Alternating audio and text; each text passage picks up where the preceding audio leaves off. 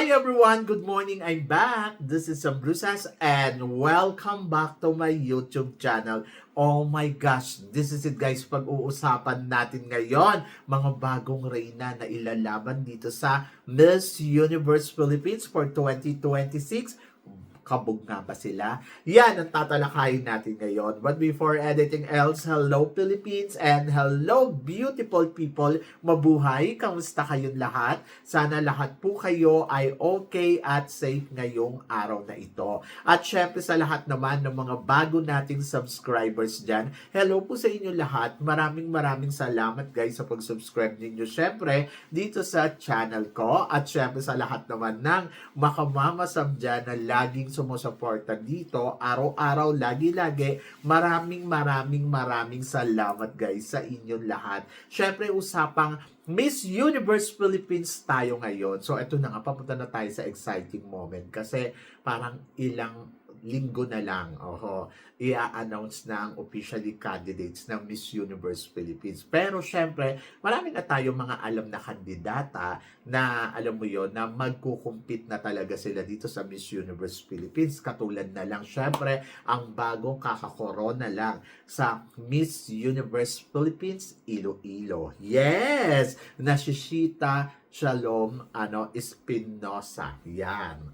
So, ano daw ba masasabi ko sa beauty? Sa beauty niya, parang maalala Bia Mateo no? Pero kasi yung performance niya nung Miss Iloilo talagang kabog, bongga, at parang feeling ko malakas ang laban ngayon ng mga Ilongga beauty sa Miss Universe Philippines. So, maganda yung pambato nila. Tama yung kulay, tama yung kapayatan, at parang feeling ko, Diyos ko, isa to sa mga makikipaglaro.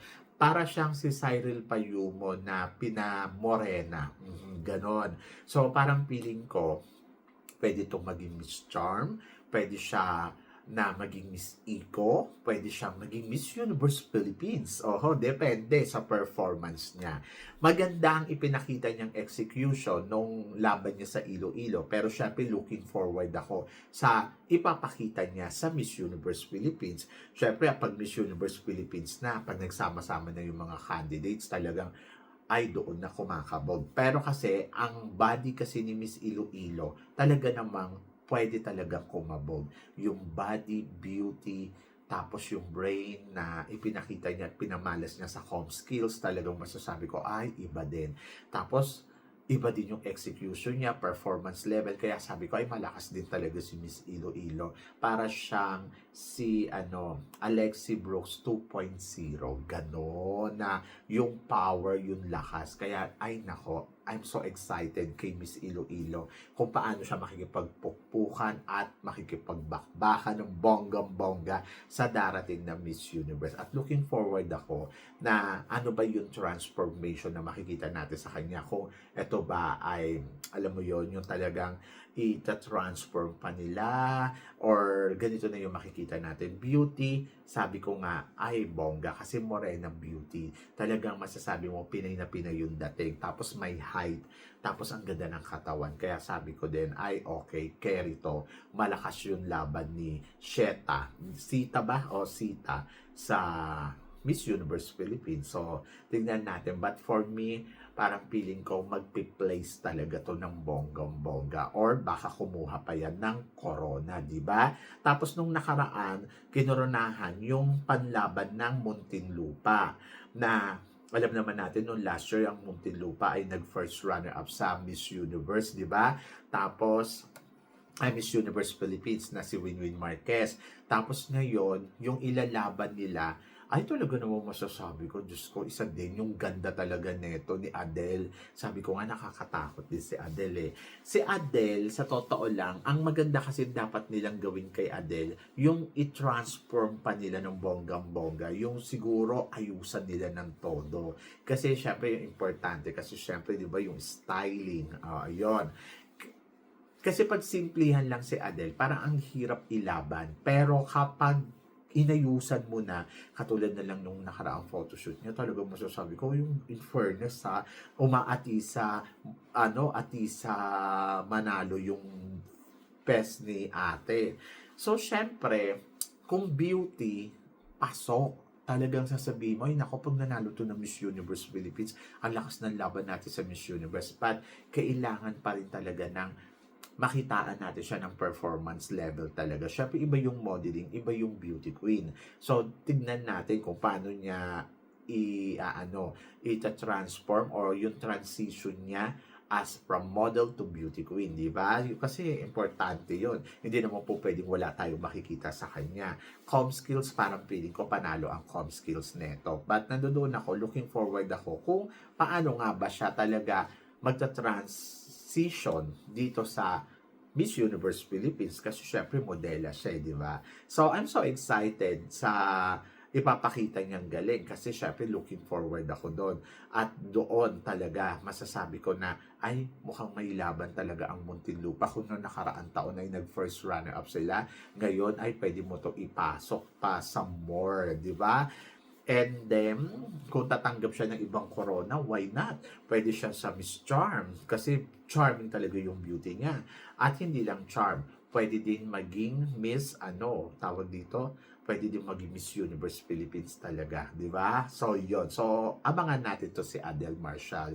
Si Adele Marcial ngayon ang isa sa mga mainit na pinag-uusapan at malakas na kandidata. Sa nakikita ko isa siya sa mga titignan mo talaga ngayong taon na to. At in fairness naman, so tingnan natin kung ano yung pasabog niya dito sa Miss Universe Philippines. Medyo maaga pa, pero makukumpara mo talaga siya na ay isa to sa mga malakas ngayong taon na to at aabangan mo talaga yung magiging laro niya.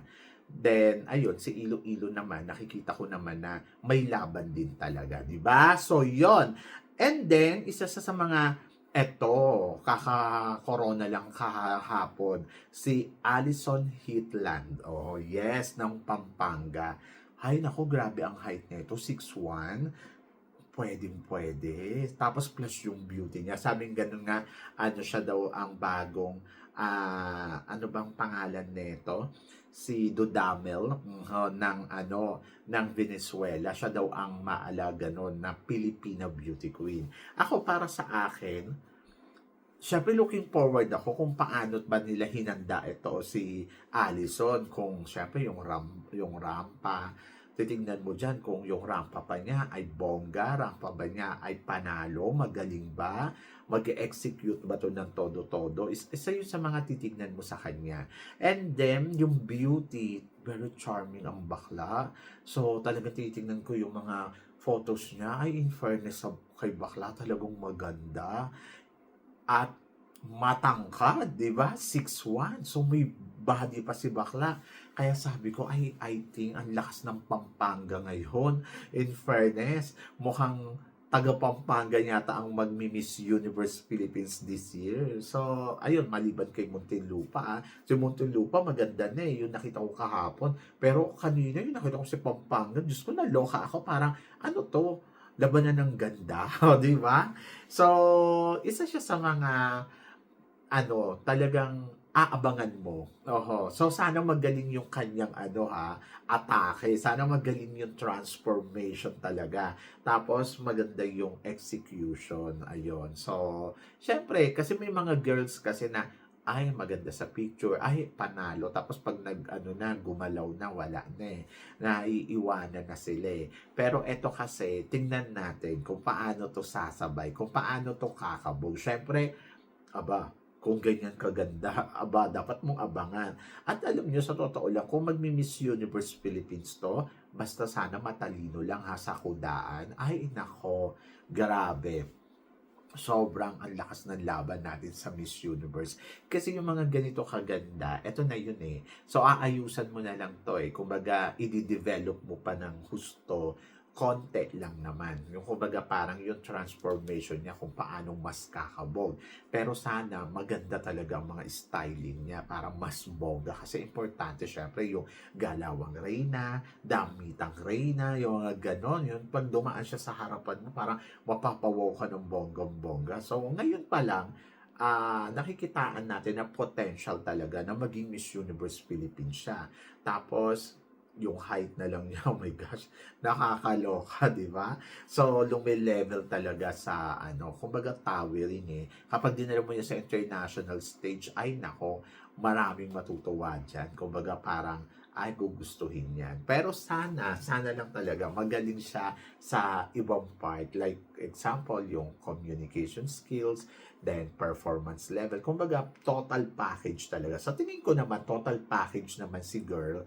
And then, ayun, kung hindi niya makuha ang Miss Universe Philippines, pwede siya ng ibang, pwede siya sa supranational, pwede siya sa Cosmo, pwede din siya sa charm. Kumbaga lahat di ba?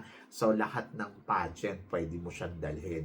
Pero kasi syempre mas gusto ko na sana pang Miss Universe yung galawan niya at yung makikita natin sa kanya kasi kapag dinala mo to sa Miss Universe ay bongga. Bobongga yan. Kasi yung height nga, maganda yung height, tapos sana maganda din yung performance para mas lalong kumabog, di ba? At sana maganda din talaga siya sa personal kasi marami yung mga kandidata na maganda sila sa photos, maganda sila sa video, pero kapag dinala mo na sila, at pag nakita mo na sila in person, parang, okay, so yun na pala yung ganda niya, yung mga tipong gano'n. Sana hindi gano'n. Sana pag nakita mo pa siya in person, sasabihin mo, ay, mas maganda. Gano'n, di ba? Para mas kabog, para mas panalo, para mas, alam mo yun, yung ano bang gusto kong makita sa kanya, yung talagang pang Miss Universe, maala Catriona Gray level, ganun.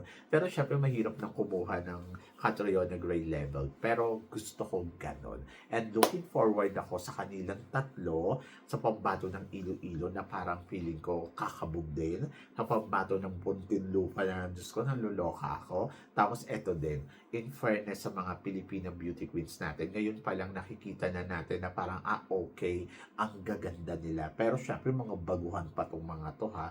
Yung parang masasabi mo in fairness, ang gaganda ng mga candidates ngayon. Kumbaga parang dito pa lang, kahit wala pa tayo sa mga returning queens, kumbaga dito masasabi mo na in fairness sa mga candidates, talagang ay, parang gusto ko to, ganon, di ba? Kayo ba, napapansin ninyo na mukhang malakas ang laban ng mga candidates natin ngayon dito sa Miss Universe Philippines na pag sino man ang manalo sa kanila, talagang may ibubuga talaga sa Miss Universe. So please comment below para at least malaman ko naman kung ano naman ang chika mo dito sa mga tinatalakay natin. Syempre maraming salamat sa inyong lahat sa support at pagmamahal na binibigay ninyo syempre dito sa channel ko. At sa mga hindi pa nakaka-subscribe, please don't forget to click like and subscribe my channel at i-click nyo na rin po ang notification bell to more updated syempre sa aking mga chika. Sabi nga ganon, always keep smiling and laban lang. So guys, hanggang dito na lang. Hanggang sa muli nating chikahan. See you tomorrow. Thank you guys.